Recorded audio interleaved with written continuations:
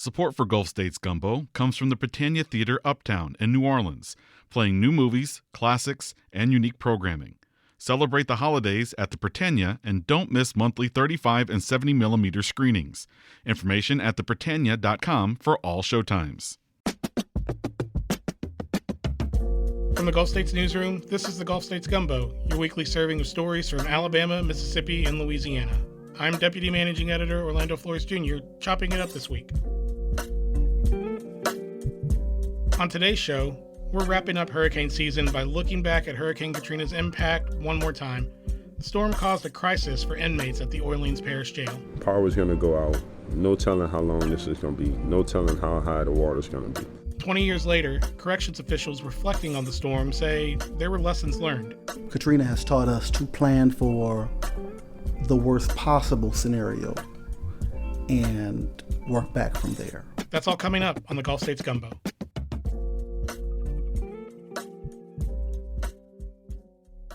This year, the Gulf States Newsroom has been remembering Hurricane Katrina, the devastating storm that rocked the region 2 decades ago. We've touched on its musical legacy, how media responded, and more. But as many New Orleanians fled ahead of the storm, thousands remained behind at the Orleans Parish Prison, the city's jail complex back then. What happened inside, and what does it mean today? In this first report of a series considering that history, criminal justice reporter Kat Stromquist visits with the man who describes the feeling behind jailhouse walls. 20 years later, Hannibal Nichols is talking to me in a loft-style art studio, telling me about late August 2005. He was in college to study business administration and engaged to be married. Then suddenly, he was in jail, fighting for his life. We're literally looking at how much time we have left before we suffocate, drown, and die, because the water is coming up and no one's getting us out. In the last normal days before New Orleans changed forever, Nichols was arrested on a misdemeanor charge, which he denies. He expected to get out of jail right away. I did not even know Katrina was on its way. I had no idea. I hadn't watched the news. But as he learned about a pretty big storm, reality sank in, as well as a state of shock. Power is going to go out. No telling how long this is going to be. No telling how high the water is going to be. So what I started to do is I started to store cups of water in my jail cell. Then another kind of water arrived, seeping into cells around him. Nichols was taken to a sweltering upstairs gym where he'd remain for days. And the deputy ended up just looking at us and was like, hey man, what are we going to do? How are we doing this? And he literally looked at us and put up the peace sign and left. Nichols was among those left behind in the Orleans Parish Prison complex. The case adds to a dark catalog of crises during Katrina. It's detailed in a 2006 report led by the ACLU's National Prison Project and partner groups. It says some people went for days without food and power. Some waited for rescue in stagnant water. The report found that in the days after Katrina struck New Orleans in 2005, thousands of men and women and children were simply abandoned in the Orleans Parish Prison. That's David Fati. He wasn't deeply involved with the report, but was with the National Prison Project at the time. He's now its director. The report's main finding? Fati says little planning to protect incarcerated people in a storm. And that when the hurricane did strike, these mostly black and brown and impoverished people were simply treated as expendable. The administration at the time later denied many reports from inside the jail, but a chaotic evacuation involving confusion and force followed. Burl Cain is the former Angola warden who now runs Mississippi's prison system. He remembers trying to get control of people in the jail. They opened the door to stare and they tried to come out, so then we shot them with a beanbag, 2 or 3, bam, bam. Well, they thought we were shooting them with real bullets. People were pulled to an overpass bridge. Cain says some were handcuffed together. So there were no records to say this was a murder and this was a guy in the jail for drunk. So we just pretended they were all murderers. They were evacuated to prisons near and far. Fati said conditions at those other sites were sometimes worse, including racist abuse and violence from law enforcement. Nichols, too, made his way to the bridge. Eventually, he collapsed. He remembers eyeing a nearby puddle. I just remember licking that concrete ground just as nasty as that was, just hoping that that was water. He was shuffled around the state, at first out of touch with his family and fiancée. And the charge he was arrested for was dropped. It was a long time before he could process what happened to him. But the system made it so bad because they could have let us have water. They couldn't have not left us stranded like that. 20 years later, extreme climate events upped the stakes for scenarios like this. But Fatih, with the National Prison Project, isn't always seeing progress. We don't see prison officials really keeping up to speed with their duty to prepare for these events and to protect the people in their care and custody. He says corrections officials make plans for events like riots, and they should do the same for natural disasters.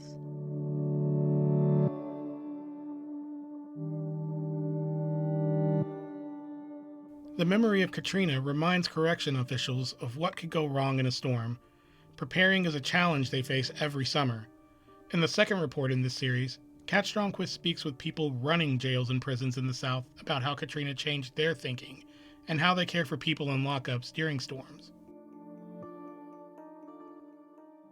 Last fall, during Hurricane Francine, winds rattled office windows at the Orleans Jail Administration Building.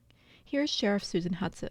Oh, wow. It was, these windows were shaking and it was forcing water through them. But as the storm arrived, some incarcerated people in a part of the jail prone to floods were already gone, evacuated upstate. It's a contrast with Hurricane Katrina, when thousands of people in custody and deputies didn't evacuate and got stranded in the jail complex back then. A member of Hudson's team, Major Silas Phipps, says the lessons go beyond the sheriff's office. Katrina has taught us to plan for the worst possible scenario and work back from there. These days, jail planning means annual meetings, evacuation drills, and making the calls days in advance of significant local storms. We've evacuated at that point. We have to pull that trigger earlier than everyone else. Caring for incarcerated people in a hurricane is complicated. Evacuations mean records, family notifications, medications. Seth Smith, an operations chief at Louisiana's Department of Public Safety and Corrections, still remembers what happened after Katrina. I was a staff member at Angola at the time that was getting large intakes of people being brought in that we knew very little about. They were moved in the heat of an emergency. Most people didn't have what they needed. They may have just had the clothes on their back, and the clothes on their back may have been wet. Decades on, sheriffs submit outlines for how they'd evacuate in storms. And some of the things we do, I think, is a little bit more preparation on the front end than what historically was done. That means collecting info about jail populations and pushing partnerships between jails above and below I-10 should they evacuate. But not everyone might be on the move, like Sheriff Craig Weber in Lafourche Parish. He says New Orleans might have had a false sense of security before the storm. In this particular case, you couldn't fight that water. I mean, New Orleans is below sea level. I mean, it's a bowl, you know. He was in office back then, and they actually evacuated their old jail during Katrina. But Lafourche Parish's new jail, which opened several years back, is built to withstand a Category 4 storm. But the Katrina experience led us to make sure that we built a facility to withstand the elements and the challenges that are presented to us in South Louisiana, particularly hurricanes. During Hurricane Ida, which hit as a 4 in Lafourche Parish, Weber felt it made more sense to keep people in the jail rather than evacuate them, and he says generators held up. Weber says there are challenges to moving a large population. Because there's only so many places you can send them, and you can't really pick and choose. And stay or go, experts say there's a question of keeping people in custody in touch with their families. Back in Orleans, Hudson says their own new jail, opened years after Katrina, was also made for a level 4 storm. But the office likely wouldn't take that chance, pointing to concerns about city infrastructure, water, and power. Still, the office restocks up to 3 weeks of food and medications in May. Like I said, we cannot predict what God is going to do, but we try to stay as informed as possible, and we've already made the call. 2 and above, we're ready to go. Phipps, the major in the office, says forecasts are getting better, But the changing weather patterns may complicate their tasks. Rapid intensification is going to create significant challenges, not just for us, but for the state. That could make a difference, even for people who aren't locked up.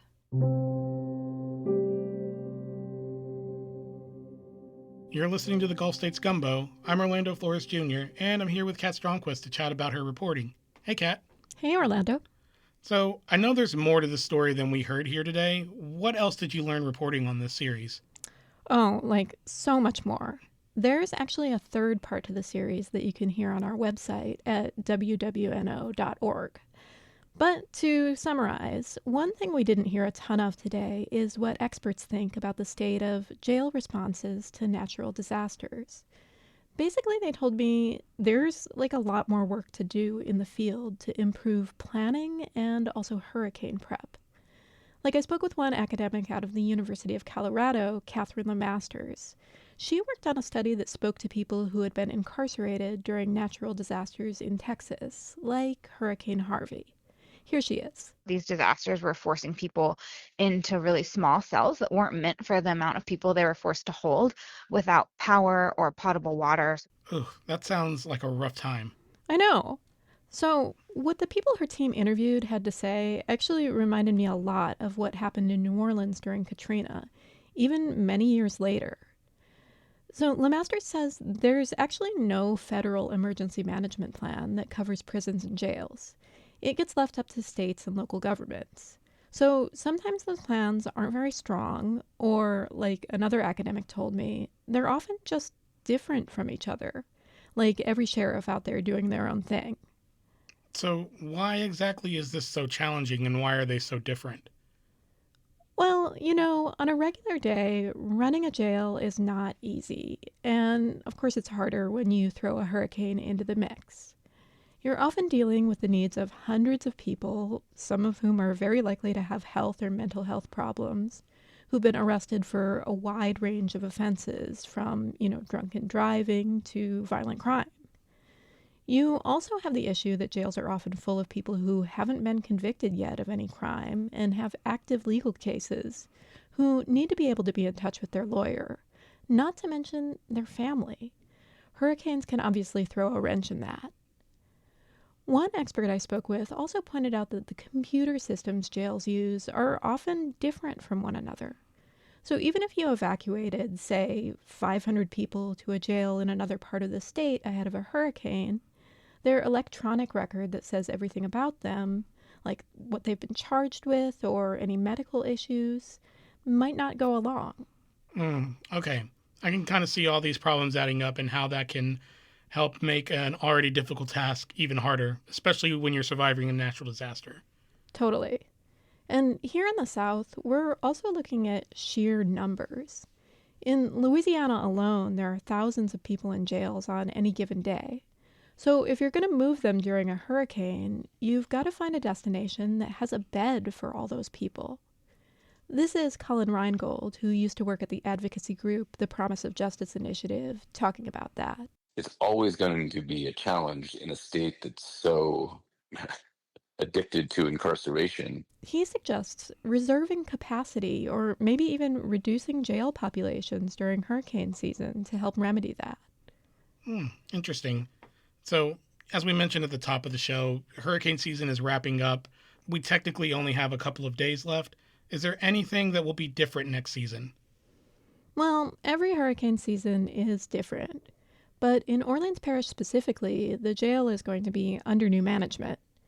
Since I started reporting this story, there was an election for sheriff in Orleans Parish, and Michelle Woodfork, a former NOPD interim superintendent, won that election in October.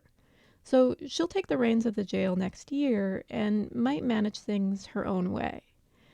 I haven't spoken with Woodfork yet, but she has a long history of working in law enforcement in the area, so she likely has some thoughts on disaster response. But as her administration begins, that might be a good time to revisit this reporting to hear more about her plans. Interesting. Yes, that sounds like something to watch, and I can't wait for you to dig into that more. Thanks for sharing that with us. Good talking with you. And now it's time for Gulf States Gems, a series that shines a light on some of the treasures of the region. We're continuing to highlight organizations in our region who serve food insecure residents.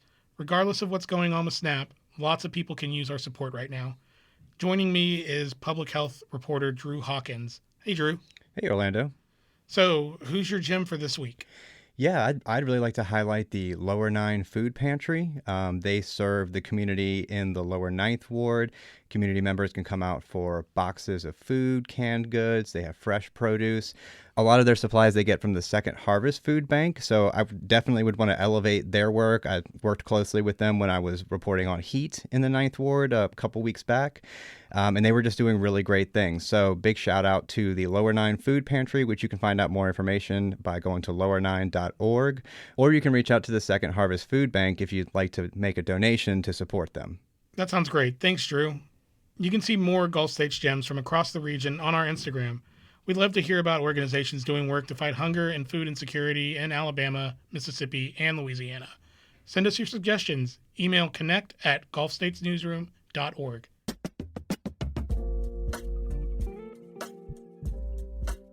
This week's show is cooked up by the Gulf States Newsroom team. Our theme music is by DJ Supreme. Special thanks to our partner stations, WBHM, Mississippi Public Broadcasting, WWNO, and WRKF. You can find us in your podcast feeds every Friday. Look us up and be sure to subscribe.